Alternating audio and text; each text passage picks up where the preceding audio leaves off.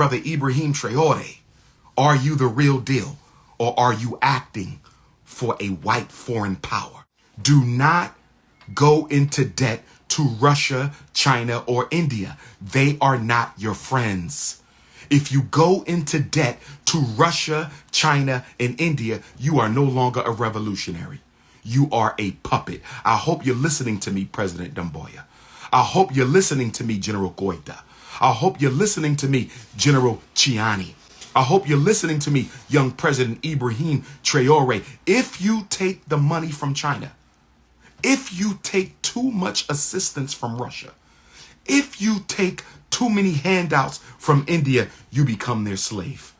You become their slave. I'm not saying you can't do business with them. I'm not saying you can't do business. You may have to do business because your country has immediate needs before you can get yourself back up on your feet. I know you will have to do some business with India, Russia, and China. I understand. But what I'm saying is don't sign any deals that are going to be so deep, so long in their history, that you will not be able to cut the umbilical cord to the Chinese neo-colonizer, the Russian neo-colonizer, the Indian neo-colonizer. Russia don't give a damn about Africa. Russia don't like Africa no more than China. And China don't like African people no more than the United States. Everybody in Africa who is not a black African is an invader or the descendant of one. I said everybody in Africa who is not a black African is either an invader or a descendant of one. I said everyone in Africa who is not a black African is either an invader or a descendant of an invader. So what do you think is going to happen? Well, because, you know, they tried to assassinate him like 13 times already. Yes, that's mostly the French. CIA as well.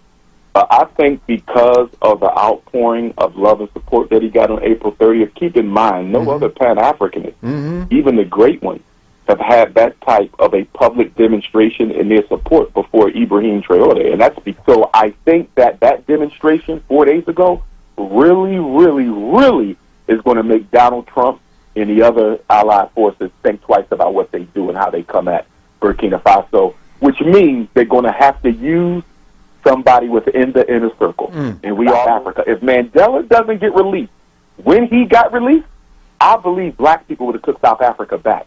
And that's why a lot of South Africans don't see Mandela as a hero. They see him as a distraction from the liberation agenda that was already in play. Wow. It took a century for black people to really see that Garvey was on the right path all along, and that it's time for us to go back to that path. It's the only solution. If we're going to rise as a race, we must rise together everywhere in the world. I'm going to ask you a two-edged sword question here now. Which one of these two people that run this election you think would be best able to wake up black people out of them slumber if them win the election? Which one of them you think say, if them win, black people will realize how weird a situation them find themselves in now? I would prefer. One of the main speakers is Umar Johnson. He will be here on the 21st, and we have him online here. Blessed? Blessed, Brother Muta. Oh, you know, man? Blessed. All is well, my brother. Glad to hear your voice. Well, I know to say you're going all over the place. You're from the west coast to the east, south coast of Africa here. I mean, what's happening there? Well, Black America is under siege. As you know, we're dealing with police genocide on a level we haven't seen in probably about 60, 80 years. And so African Americans right now are really scrambling for solutions. Many of them don't want to accept the fact that America has never really been interested in having the black man and woman in this country. Many of them have been duped by the whole Obama facade, and now many of them are beginning to wake up to the realities of what the Honorable Marcus Messiah Garvey taught in Pan-Africanism and, of course, repatriation. All right, we see today the DOJ, that's what them call themselves, the Department of Justice, come down upon the Baltimore police force and said them is racist. This is the federal Exactly. government now a label them police in Baltimore as racist, which black people they don't see that already. And how you think that I go pan out now, given the atmosphere we are going now? How you think that going pan out? You think say there could be a better police force in Baltimore, given that Baltimore have a very large amount of African people, eh? Oh, without a doubt. Baltimore is one of the chocolate cities. We often refer to Washington, D.C. as chocolate city, but I would say Baltimore is the real chocolate city because they gentrified Washington, D.C., so you don't have as many African Americans there as you used to. But in Baltimore, we are still pretty much concentrated in that city. But it's ironic because on the one hand, as you mentioned, they've identified that the Baltimore City Police Department is racist, as are most police departments in America. Yeah. But at the same time, they did not find any of the police involved in the Freddie Gray case Guilty. They never find him. Everybody get off. Everybody get off. Supposed to interview Umar Johnson. That's amazing, man. That is like the FBI man. I tell us that we should name they do something terrible, but him now go really prosecute her. Exactly. Hillary Clinton is like, okay, she did something wrong, but we're not gonna prosecute her. She lied to the people, but she never lied to us. So that make her all right. All right. You have something to say? Oh, yes. I was going to just add that the reason why none of these police have been found guilty of criminal negligence, going all the way back to Rodney King. I mean, we've been dealing with this for 25 years and longer with hardly any police ever being prosecuted. And that's because you cannot hold the police guilty for murder during the course of a war. So, in other words, America has declared war on black people. And so, in a war, the police are responsible for eliminating the enemy. So you cannot send a soldier to jail for carrying out their lawful responsibility, which is the elimination of African life. All right, you have been on record saying that black people love to fall in love with politicians and almost make them almost deify them. And you was mentioned that in relationship to Obama. I don't know if you remember saying that. You remember saying that? We drunk the Obama Kool-Aid, Baba Muta. We drunk the Obama Kool-Aid. I saw it coming.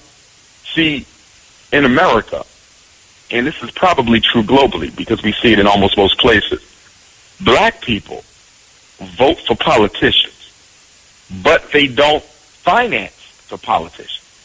So they believe that because they voted for the politician, that the politician is obligated to carry out a black agenda. But what they fail to realize, if you don't finance the politician, if you don't keep them politically, financially honest, if they are being financed by white money, if Obama is being put in office by the white Democratic Party's money, no matter how many black votes he got, he's going to be loyal to the hand that paid for his success.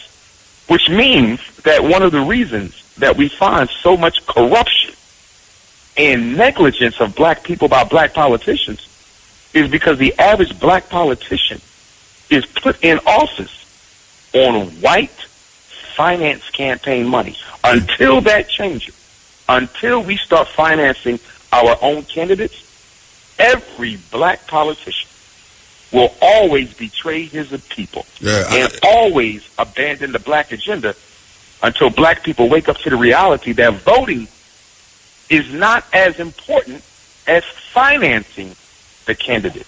You know, that is a good example again is Baltimore, where the most of the people them on the top is black people. But yet still that racism has continued for years without abating. Even though you have black this, black that, black mayor, black whatsoever in that part of the earth. You know, it's amazing that black people is in that situation. And I tend to want to agree with you. Because it is not their money that is turning, black people money is turning these politicians. Them can't do nothing about it. Them just can't do nothing about it. So we're in a dilemma. So, all right, you will be here on the 21st. You will be here, right? Yes, sir. Yes, sir. Definitely.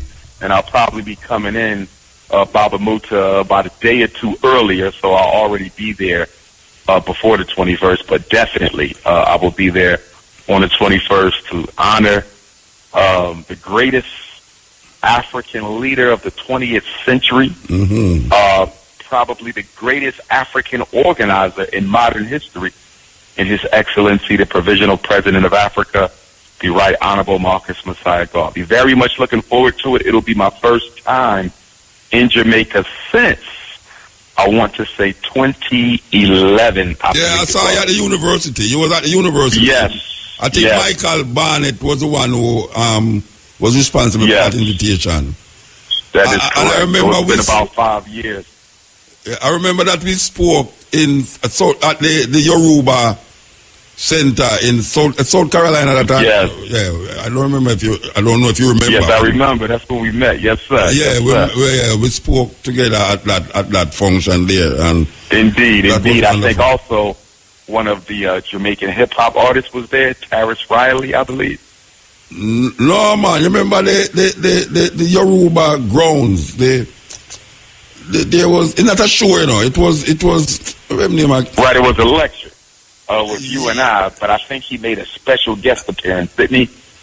I remember seeing him come through there saying a couple of words, I think. Okay. I don't remember that. But, okay. All right. I noticed that you have been traveling a lot. I mean, you know, why? What is happening? What is happening with your travels here, you know? Because I know you was in West Africa last week, I guess. Yes. And you was in South Africa. Yes. Where are you now? Now I'm back home, for lack of a better word, I'll say home. All right. Philadelphia, Pennsylvania, where I was born and raised, so yeah. I'm back on the home turf. But yes, we was in Senegal. So what was happening in Senegal? South Africa. What was happening in Senegal? Senegal, a lot of opportunity in Senegal for African people to come back and invest and participate, because it is a Francophone country, colonized by the French. One of the things we find is that the Francophone countries in Africa don't get the same type of attention, as the British interest, as the Anglophone countries, and that's something that we're going to have to change within the world of Pan-Africanism. Because I spoke in Paris last year, and that was one of the themes that constantly came up during my visit, was that the Pan-Africanist leadership globally tends to run to the Anglophone countries. Because of the language. A lot of that is because of the language. Yes. Yeah, the language is kind of what separates us a lot of times, you know? Yes. Yeah. But we got to overcome it, though. Yeah, definitely. It's a lopsided approach. Definitely. What was happening in South Africa? What was happening in South Africa? Well, South Africa was hot while we were there, politically hot. The election. Yes, the election. And what we saw happen there was historic, because the ANC, African National Congress, the ruling party, lost some major provincial elections. They lost Johannesburg, and I believe they also lost Pretoria. They lost not only did they lose the biggest city, they also lost the ruling city. Yes. And many people are crediting the young brother who broke away from the ANC Youth League. And he started the EFF party, and many people are crediting him with the ANC's losses by wooing some of the black vote towards his party. And so now what's going on is that the leadership of the ANC has defied President Jacob Zuma, who did not want them to enter into talks with the young brother, but they have decided on their own, against the president's wishes, to sit down with the young brother and see if they can reach some sort of compromise that allows the two parties to work together or come back together, so they can try to keep black people a kind of coalition thing. Yeah, because the Democratic Alliance, which is the white party, they've won some of these provinces.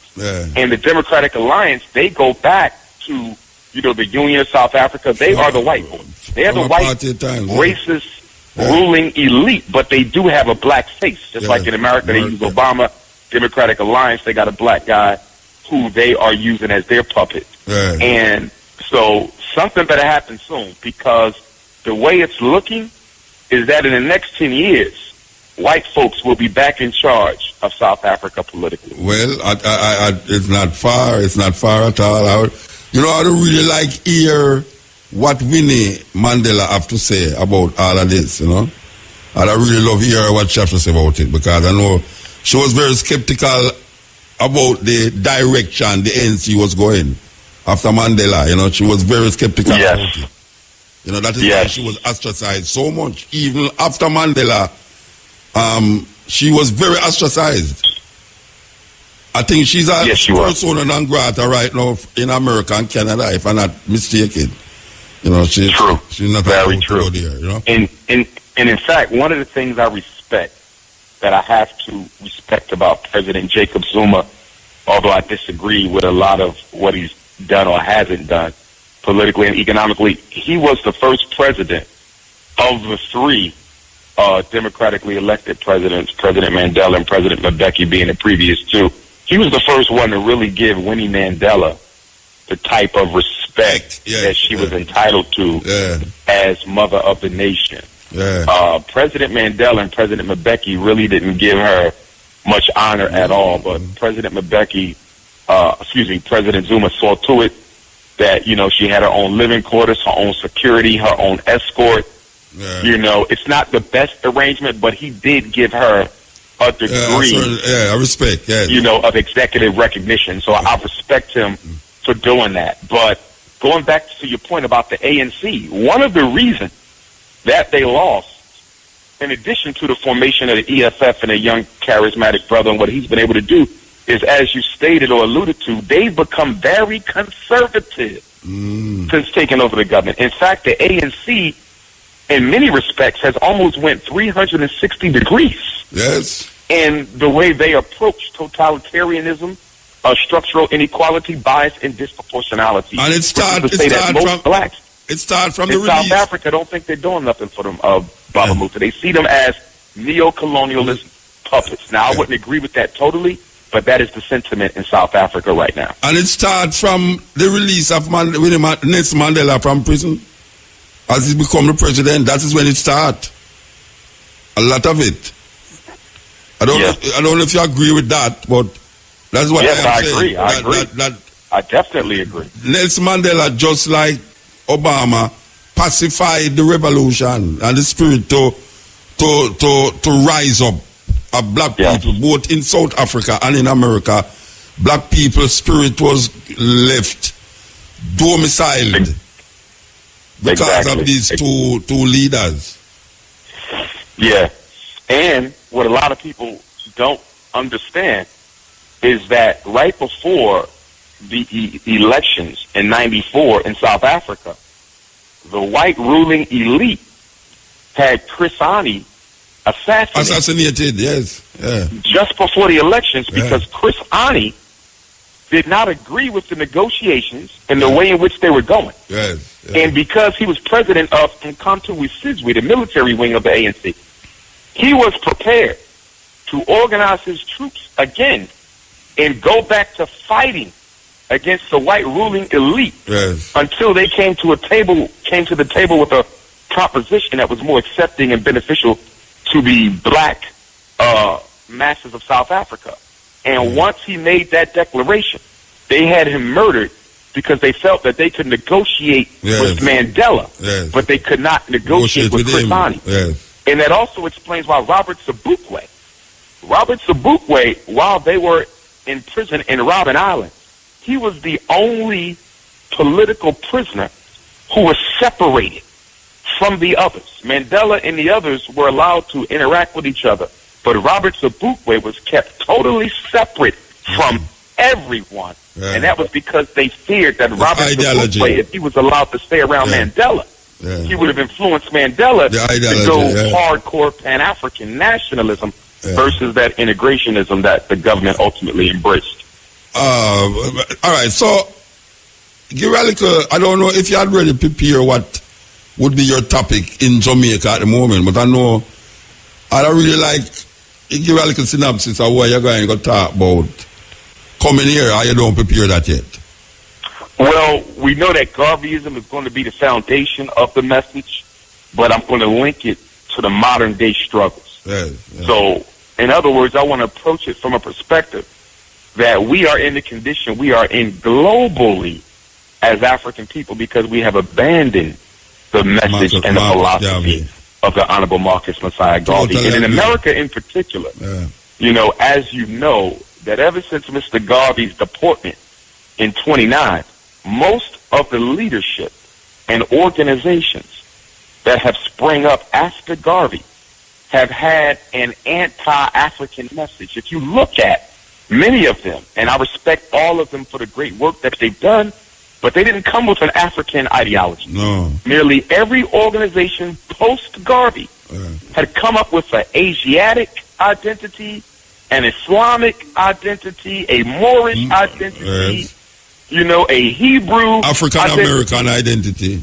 Exactly. But they took us away from Africa for the Africans. And so it's ironic that going into 2017, we're almost 100 years to the first international convention, you know, and it took a century for black people to really see that Garvey was on the right path all along, and that it's time for us to go back to that path. It's the only solution. If we're going to rise as a race, we must rise together everywhere in the world. I'm going to ask you a two-edged sword question here now. Which one of these two people that run this election you think would be best able to wake up black people out of them slumber if them win the election? Which one of them you think say if them win, black people will realize how weird a situation them find themselves in now? I would prefer that the victor be Donald Trump. Because Donald Trump, see, the Democratic Party likes to manipulate black people into the illusion that everything's okay. Yes. Whenever we get a Democratic president, because we believe that they are the party for black folks, although there's no evidence to that proof. But whenever we get, or any proof to that evidence, any evidence to prove that, but whenever we get a Democratic president, we stop fighting because we think they are the party of black folks. So I would prefer a Republican president because Republicans are very honest about the opinion of black people. Very honest. Donald Trump is an unapologetic racist. And because of that, I think his method of communication is more conducive to waking up black people than Hillary Clinton. However, I do believe that Hillary Clinton will be the victor. And I say that because her husband was already a president. He's a Bilderberg. And she's a money foundation. She had all the big man behind her. She's the choice. And with her being a woman, Muta, here's the thing. With her being a woman, I believe that she would be more effective than even President Obama towards coming into Africa, coming into the Caribbean, coming into Central South America, coming into black countries, and seducing the presidents into whatever political, economic scheme the American government wants them to accept. I'm very fearful of how much worse we will be in, how much worse of a condition we will be in if Hillary Clinton is elected, because I really believe that she will be able to use her charm, her charisma, and her feminine energy to get a lot out of Caribbean presidents and African presidents. But we see that already. We see that already over the past 8 years, well, not even 8 years, over the past 4 years, with a systematic drive to militarize African soil. You know, she as a foreign secretary was able to push American military in Africa even much more than Bush himself. You know, and she was responsible Al-Matabak, she's responsible for the rise of ISIL in Libya and in Syria.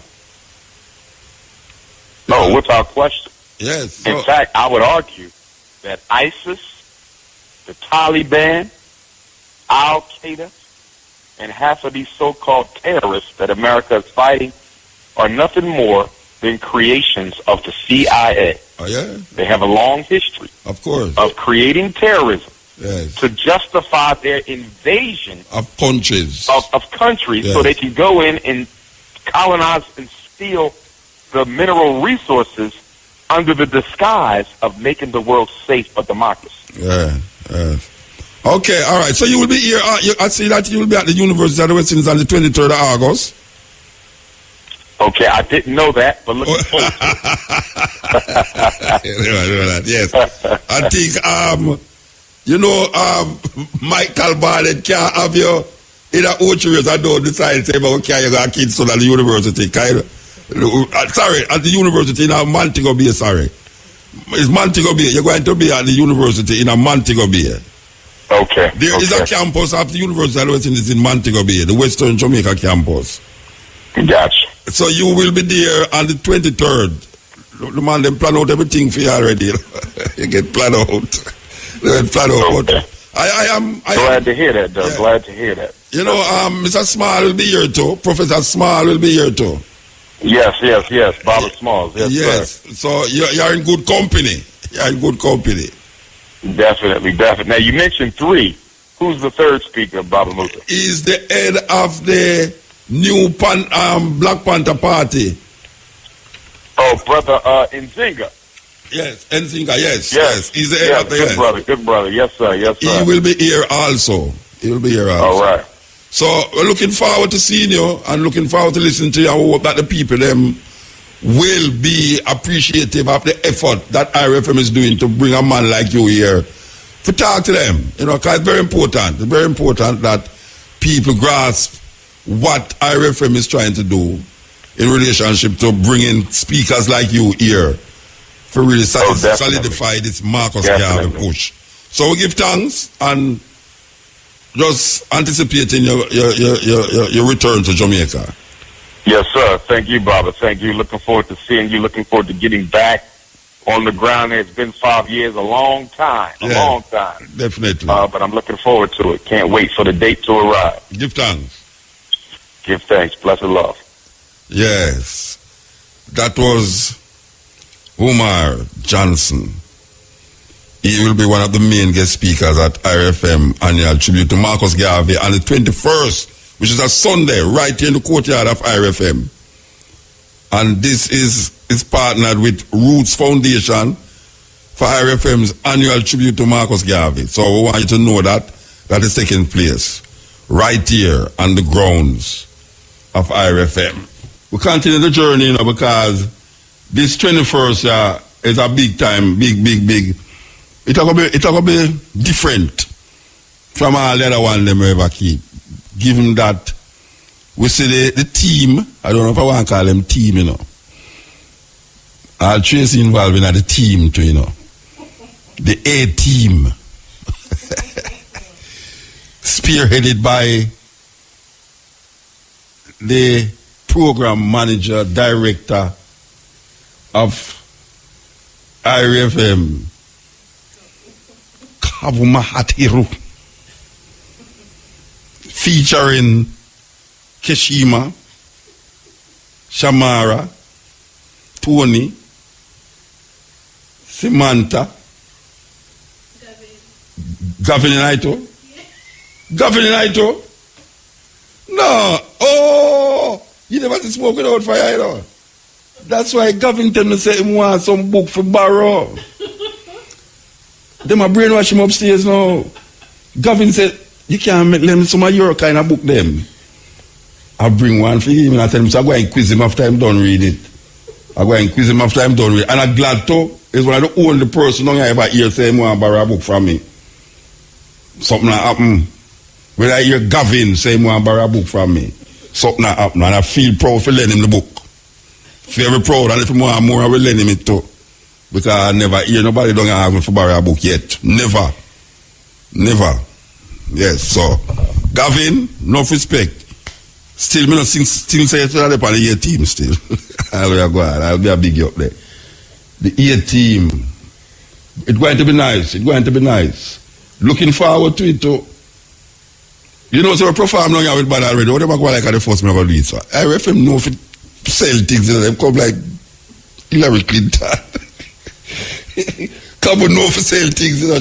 Come, hey, you know, so what I did I sell sunshine in a buckle on a mobile. A tourist in a bite, you know.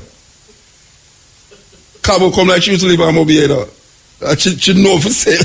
She know for sell sunshine in a buckle. Believe you me, when she done, man, you buy not only the buckle of the sunshine, but you ask for all the cloud too. I don't lie, me, I tell you. Sometimes I talk to these people, make it so like a joke, muta the biggest joke I know.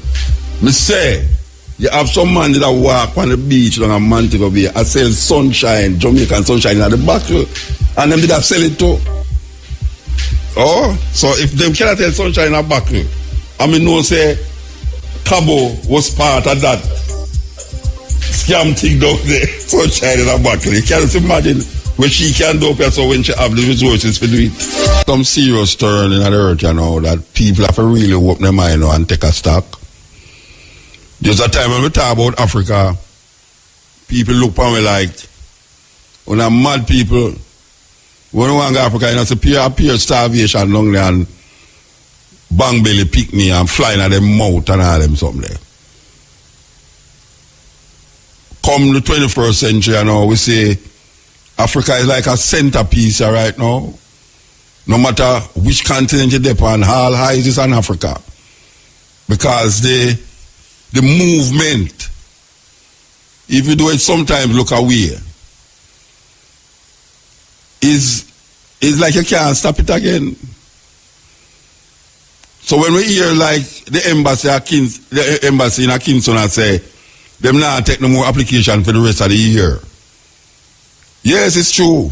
The embassy of Jamaica say, them not take no more application for the rest of the year because them is overwhelmed with how much people I tell them about say they want to go visit them family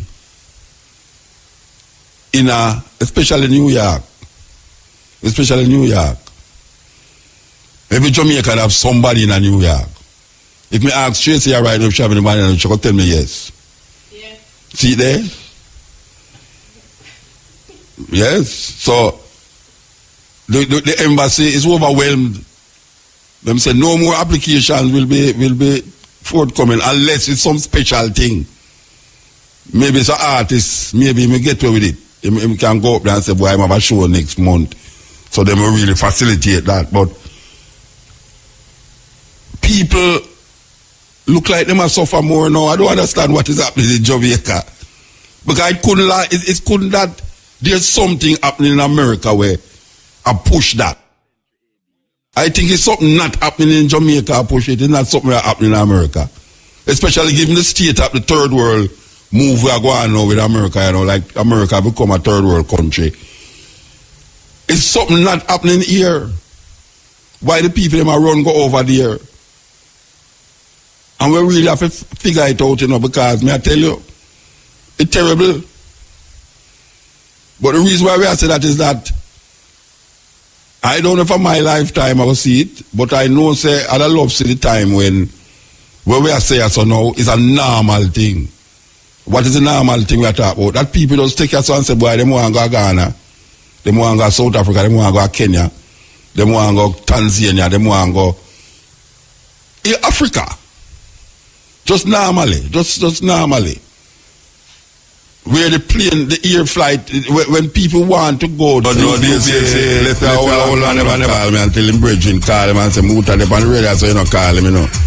And then you basically call me and tell me, boy, Muta, is from me left, yeah. You me come from your radio, the program and all them thing there. Boy, I'm busy. The man say, I'm busy. He can't find 5 minutes to call me until a man tell him on the radio, say, Muta, shout him. Anyway, me and your bridging, BSA.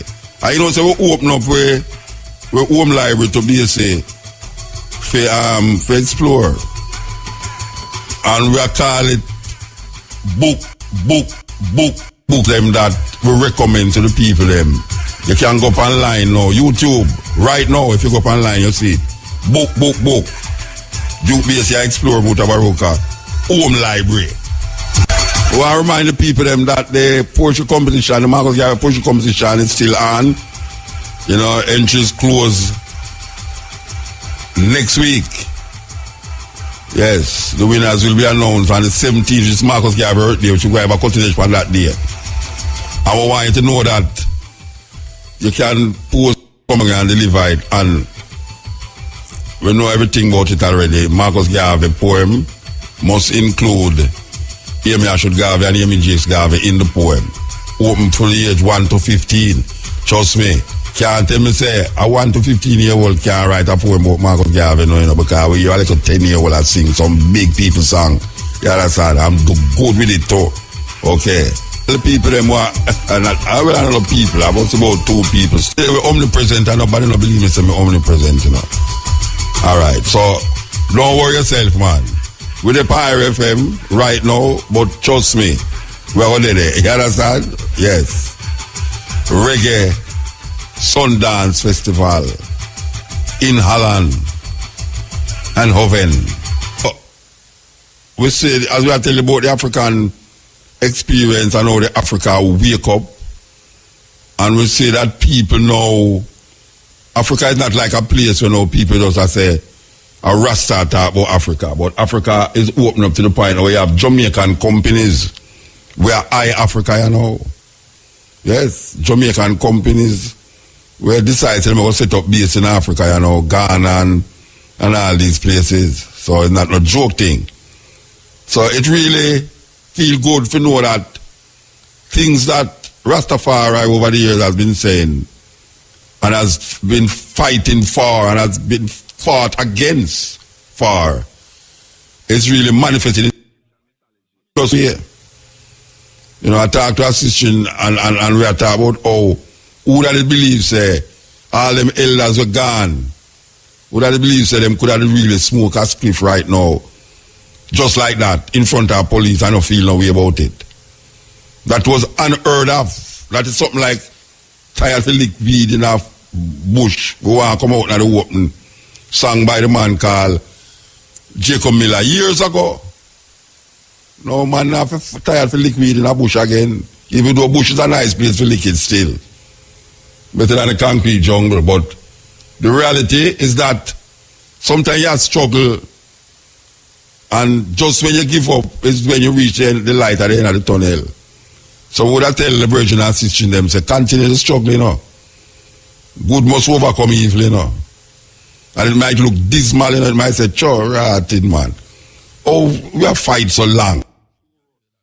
It's like a man that tell me, say, boy, muta. A long time you talk to them people, you know, them stiff-necked, you know. I mean, I say, you know how much ones where we move from one stage a level in them consciousness to the next level by then upon this program how long. You two was 10-year-old when them just start now. A 30-year-old nearly a buck 40 now. And I can tell you, say, most youth right now we're under 30. Most youth we're under 30-year-old now who have African name. More than likely, at the program, I make them have the African name. I remember one time, years ago, me looking at it, I look for how much youth pass. And when me look how much youth pass, I say, wait, with so much African name, and I say, we can't get the cutting edge credit for that. African names. You know we're going to bring it back? Pan the stepping razor. We're going to bring back that thing there, you know, African names for today's children. Where we give out African names and the meaning. And when we check a stock, the amount of youth we used to listen to cutting edge at university, and now them gone away from another university in somewhere around the world and can reflect and say, well, you know, yeah, that bridging there. Yeah, man, what heap of them? Email every day we get that from people who used to come there Jamaica and I go school and listen. And we're still there. So we now go make nothing divert we from where we are deal with. we are going to stand right. If it's even the last man standing, and me that, the last man standing, we're not going to make nothing divert, you know. Because what we are talking about, and we see a whole heap of the things them, and come to a fulfillment, yeah. So we're going to just continue the journey, and know, say, yes, it's a just cause. It's a liberation cause. It's an African experience, African movement. That we are deal with. Muta? Blessed man. Where are you, Papa? I'm there, man. Boy, you gone, man? Eh? A boy, you gone, huh? Hush.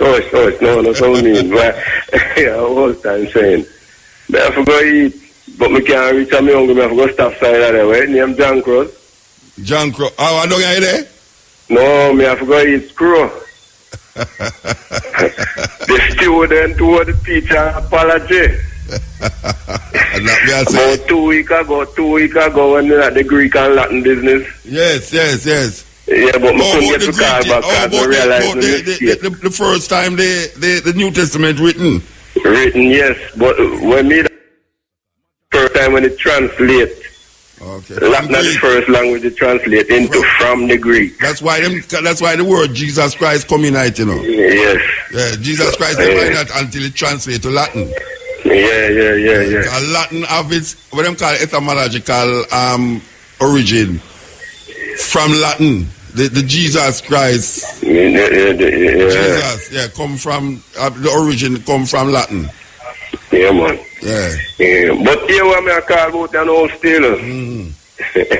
The little mini xylophone repatan. Xylophone, should you?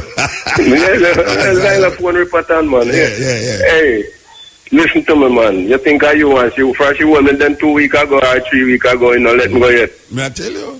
You understand me? Well, you don't let her go that me carry go to studio go retard it. Me tell us muta say you find. Never find her, man. You go like Columbus sing your work with you know. She did it all the while, you know. She captivate me with the first. Why me I tell you say, hey, she bad. But listen to me now. The show that were Tess and Chin did mash up was the voice. It's still a go on? Yeah. Then link Shaggy and see if Shaggy can put on. No, we don't put her up on that, man. No, but the whole world would have seen them. No, the world I go see her, man. Trust me, the world I go see her, man. She'll have to go up and voice with the world. But you know what I say now? So when I say I go get her at a voice training school, we just get a call from up a slide studio. Bonnie Brown said, bring her come. Then we train her. So, and then Rebel called me and said, she booked for some space, so for Rebel Salute, so you know. Don't worry yourself, man. Don't worry yourself. Career gone. I'm going to make sure she go to school and pass her exam. I'm going to make sure everybody know this little girl. Yeah, me, I'm going to make sure of that. Believe you me. Believe it or not, I've been invited to debate at the Oxford Union. What? In England, Oxford, England, wow. with Brother Malcolm X, whose birthday is coming up, Al-Hajj Malik al-Shabazz. As you know, yes. 1964, a few months before he was assassinated, Malcolm was invited to debate at the Oxford Union as well. So here I am on the 100th birthday, the centennial of Malcolm X's birth. I'll be debating in that same chamber. I don't know who in the world could debate with you. And that's going to be May the 29th that I'll be at the Oxford Union. I don't think it's open to the public. I know some of the brothers and sisters over in the UK was asking if they could attend, but I think it's only open to the scholars of Oxford University. Will it be broadcast? You know, I'm not sure. I'm going to try to get a tape of it, but I just found it very timely. Yes. I got my invitation on the centennial, or near the centennial, because I'll be debating 10 days after Malcolm's 100th. But I find that, rather fortuitous that I got that invitation on the centennial of Malcolm's birthday. That is so befitting. And I don't know who they could get to debate with you. I sure would like to hear that, because I would like to hear what they have to say. I know you're going to come with the truth, but I'd like to hear what they have to say. And the topic is African colonization. Wow. Yeah, they're going to be in denial. That's what they're going to do. Yes, sir. Yes, sir. Oh, my So goodness. that's a good thing. And then I want to say that I'm very proud and very thankful to all the Africans around the diaspora on the continent, the entire Pan-African universe. 4 days ago, April the 30th, there was a massive global demonstration in support of Captain Ibrahim Traore, the president of Burkina Faso. You know, hands off of Burkina Faso, hands off the Sahel Alliance. And from Jamaica to Johannesburg to London to New York, all over the world, Central and South America, brothers and sisters, Canada, they stood in solidarity with our brother Ibrahim Traore, who I would say is the top Pan-Africanist in the world and the most relevant African leader that we've had in about a half of a century. You know, and the fact that he's under, you know, the age of 60 speaks volumes, not to, you know, besmirch at all the character of our elders, but as you know, Bobby David, the older you get, the more comfortable you get, the less revolutionary you are. That's right. And so many of our leaders on the African continent are over the age of 60, and those who are under the age of 50 tend to be egotists, narcissists who only took over the country to serve a selfish agenda. Ibrahim Traore is much younger than 50, and he's clearly leading the country in the direction of the people's best interest. And what happened a few days ago, Bobby David, was the AFRICOM commander, a House Negro appointed by President Trump by the name of Michael Langley. He made some comments about Burkina Faso and Captain Ibrahim, where he basically said that Captain Ibrahim led a coup, okay, and America shouldn't have any problem with coups because they have financed most of the coups in Africa through the CIA. But anyhow, they said he led a coup and has taken over the gold reserve of Burkina Faso, not for the interest of his people, but for his own selfish aggrandizement. And we know that's not true, Bobby David, because that brother wears the same, you know, type of clothing every day. He eats the same food. He did not take an increase in pay. He lives very modestly. He is very much the reincarnation of Thomas Sankara before him. And for Michael Langley, the AFRICOM general, to point him out and accuse him unfairly and dishonestly of expropriating the resources of his country, you know, that clearly shows you that the CIA has him targeted. He's targeted. I know that the purpose of the protest. I know that Vladimir Putin from Russia says that everybody need to keep their hands off of him, you know, because they are an independent, sovereign state, and they can't talk about coming there and arresting him for whatever reason, you know. And he says that Russia is not, you know, extorting them or exploiting them. They just friends with them because they are friends in trade.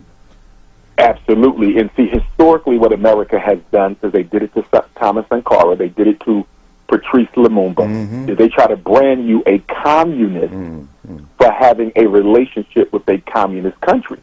But America has relationships with Saudi Arabia. Are you Islamicist? No, you're not. So why can't you have a relationship with a country who has a different political ideology than your own and not be branded as a follower or flunky of that particular regime? The bottom line is America wants the resources of Burkina Faso. Now that they have kicked France out, you know, France and America are allies. America wants those resources.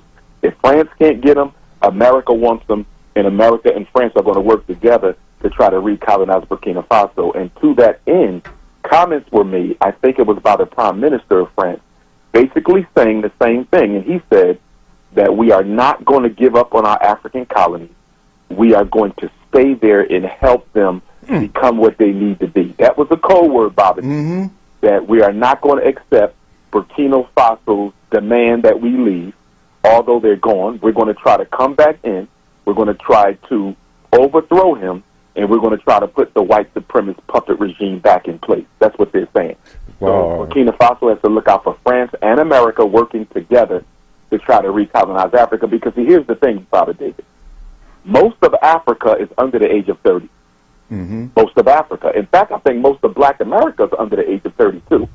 And that is a concern for the white power structure of this planet, particularly UK, France, Germany, Britain, and Belgium, because if Ibrahim Traore and those other two brothers up there, President Goita of Mali and President Chiani of Niger, if that Sahel alliance is effective in influencing and building leaders, strong, strong,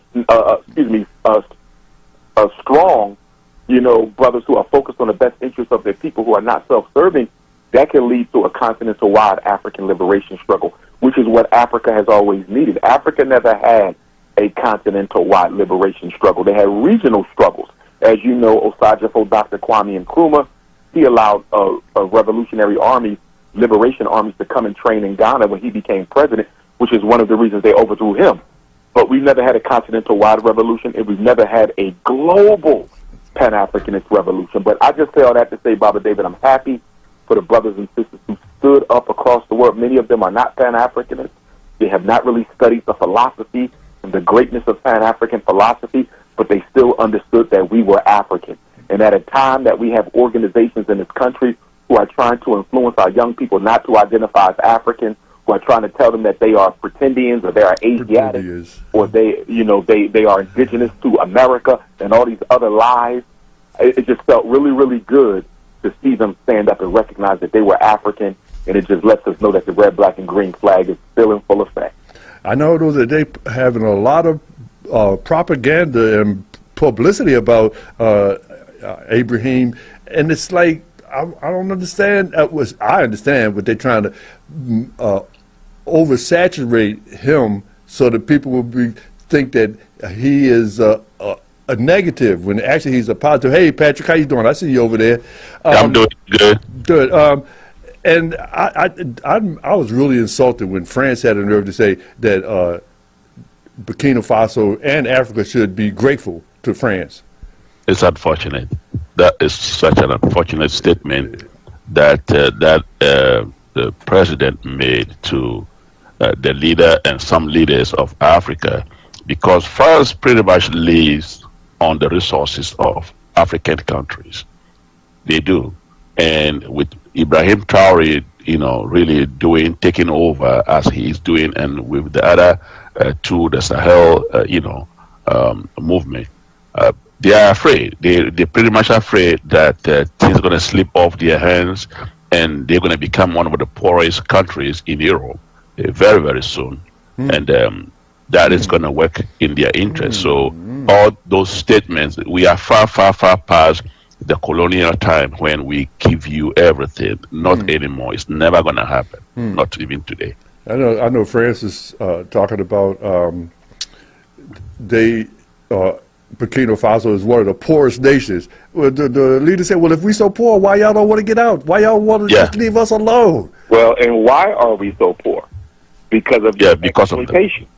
Yes. Your colonization. And keep in mind, when many of the African countries received independence, and you have to put independence in quotes, but when they received independence, when on their way out the door, France, Belgium, on their way out the UK, on their way out the door, the Dutch, they sabotaged the infrastructure of those countries to make sure that even after all that exploitation, we're going to make sure that you can't even use the infrastructure we built just to benefit ourselves. So they sabotaged the water sources, they sabotaged the railways, they sabotaged the ships, they sabotaged the electricity systems.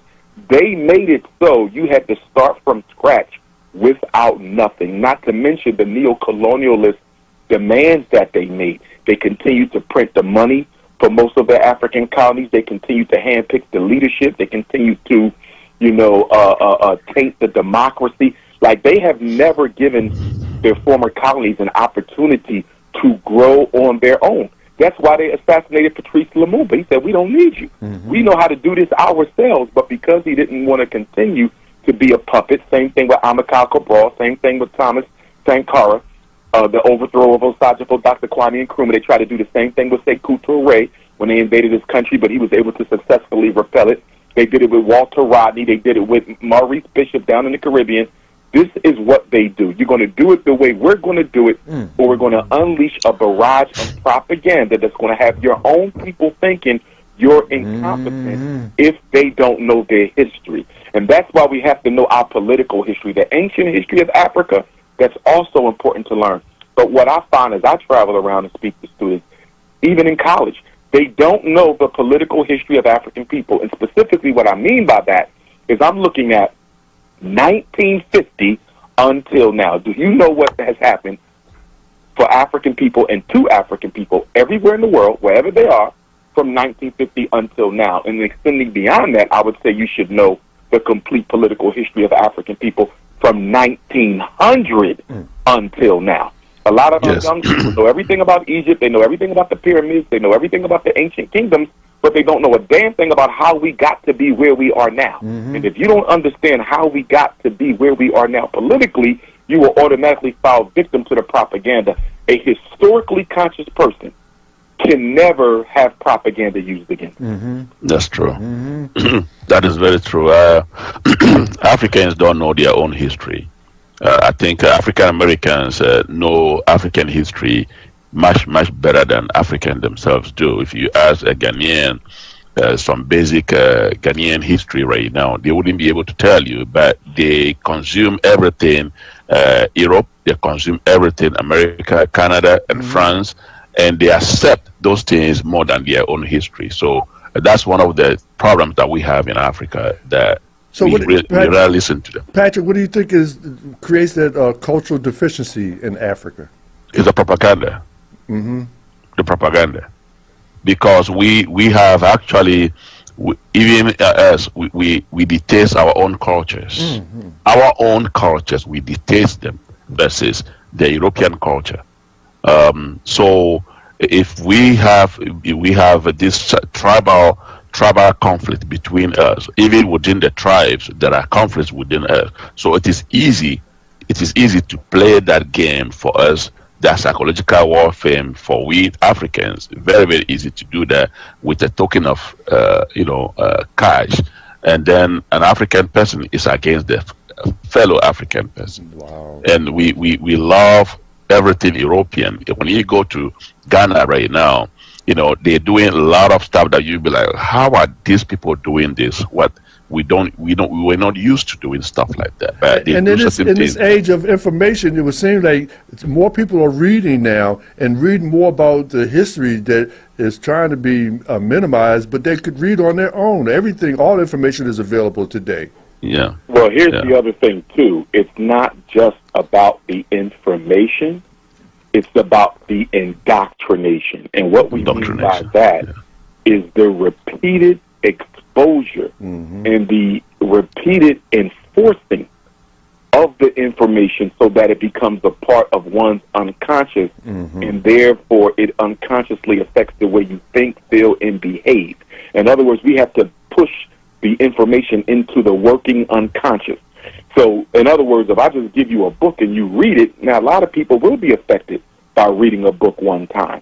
But if you're trying to indoctrinate the people, you want to condition the people, that requires a socialization system. And so you got to have a socialization system. That a school system can be a socialization system, but it tends not to be in our communities because our children are not taught who they are, and they're not taught who they are by people who are African themselves. So if you take the school district of Philadelphia, you have the 1-credit African American history course that they do here. I think they get it in the 10th grade, but it's only 1 credit.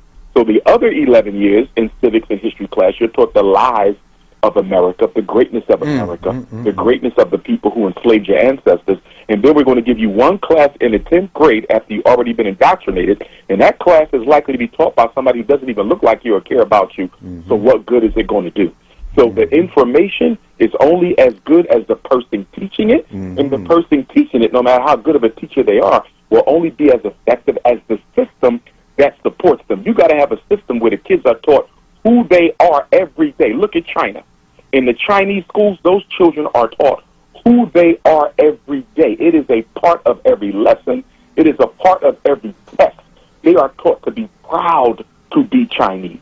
And so what you see now with Donald Trump and the executive order he signed to make it illegal to teach the true history of America, he's trying to do the same thing. He wants to reinforce the minds of white kids to believe that they are superior, that they basically save black people. He doesn't want the truth of America to be told, because if you teach the truth of America to America's children, it'll be hard to be proud of something like that. So what he's going to do is he's going to distort the truth by keeping it out of the books. But again, as we had this conversation last time. Black people can teach their own children their own history. We don't need white people to do it. But what is the one thing that slavery and colonization did to us as a people? It made us completely indifferent to controlling the dynamics and direction of our community. We do not care about controlling the dynamics or the direction of our community. In other words, black people are not interested in power. We're the only people in this country who are not interested in power. We don't want to dominate anything. We don't want to control anything. We don't want to create our own systems. We just want to subsist off the benevolence and goodwill of whites and non-blacks. And so that is that until we liberate African consciousness, which is what we're talking about. But again, you got to socialize, because we all know people. I know people. You know people. We all know people who know African history, but they are still sellouts. I can name at least 10 people who know African history well, and they still work against the interests of African people. So it's not enough to just know it. It has to be put into your spirit. It has to be internalized. It has to be ritualized. And that's why you got to have a socialization system. It has to be believed. But I believe it's time for us to go to a commercial break.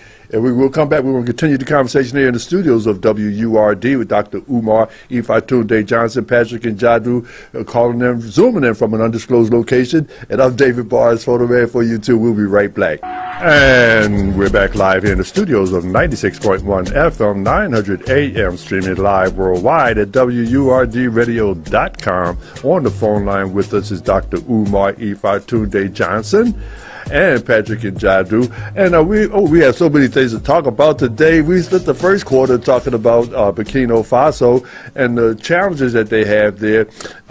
Before we move to another segment, Doctor, so what do you think is going to happen? The brother's getting so much promotion, publicity right now. I think they're trying to oversaturate him. So what do you think is going to happen? Well, because, they tried to assassinate him like 13 times already. Yes, that's mostly the French. CIA as well. I think because of the outpouring of love and support that he got on April 30th, keep in mind, no other Pan-Africanist, even the great ones, have had that type of a public demonstration in their support before Ibrahim Traore. And that's because there was no social media to get the word out in the days of Nkrumah or Lumumba, or Cabral. We didn't have social media then, so they could not coordinate it as well as the public demonstration was coordinated in support of Captain Ibrahim Traore. So I personally think that the power structure is going to back up, and they're going to re-engineer. They're going to rethink this. They're not going to stop. But, so, he has to be careful, and I'm sure he will. And we have to stay adamant that we're not going to tolerate it. But what they cannot afford is for him to be overthrown, God forbid, and then that sets off a reaction in Africa and a reaction amongst African people in the diaspora that destabilizes America, Belgium, France, and the UK's other foreign agendas and interests that they have around the world. In other words, the one thing that's given them the most fear, that if we do this and it is exposed that we did this, then this could affect other colonization efforts that we have in process in South America, Central America, the Caribbean, every country's in Africa. So this could start a domino effect that could undermine their influence in Africa and amongst black people around the world. So they have to think this one through, because there's more African people in the world, way more African people in the world than Caucasians. Now, although they may have the firepower, we have the numbers. And I'm sure they don't want a direct conflict on that level with blacks, because remember, the goal is to get the resources of Africa. So you ain't dropping no atomic bombs because you'll destroy the resources that you need. So the benefit of African soil is that the colonizer doesn't want to go into a true nuclear war situation, because that would basically, nullify his whole purpose for being over there anyway, which is the resources. So I think that demonstration 4 days ago really, really, really is going to make Donald Trump and the other allied forces think twice about what they do and how they come at Burkina Faso, which means they're going to have to use somebody within the inner circle. And we all know those stories. Malcolm X birthday coming up, Dr. King. We know every great leader we had. Marcus Garvey. They was all set up side. And so he's going to have to be really, really, really, really careful about the Judas factor. That's right. Well, when you talked about support, now Nelson Mandela had a global support, but did that really make a lot of difference for South Africa? Well, in a way it did, because remember, South Africa began to struggle because of the sanctions that was put on her by countries around the world. So that definitely played a role in Nelson Mandela's release. Now, I think that the apartheid regime was going to release him anyway because they needed somebody who could stop the South African youth from rebelling in the streets. Because if Nelson Mandela doesn't get out of prison, and this is a big reason why a lot of our South African brothers and sisters don't really see him as a complete hero, because he really stopped the military, the black boots on the ground military, the Umkhonto Sizwe, the spear of the nation. He really stopped the military, the People's Army, from taking back South Africa. If Mandela doesn't get released, when he got released, I believe black people would have took South Africa back. And that's why a lot of South Africans don't see Mandela as a hero. They see him as a distraction from the liberation agenda that was already in play. Wow.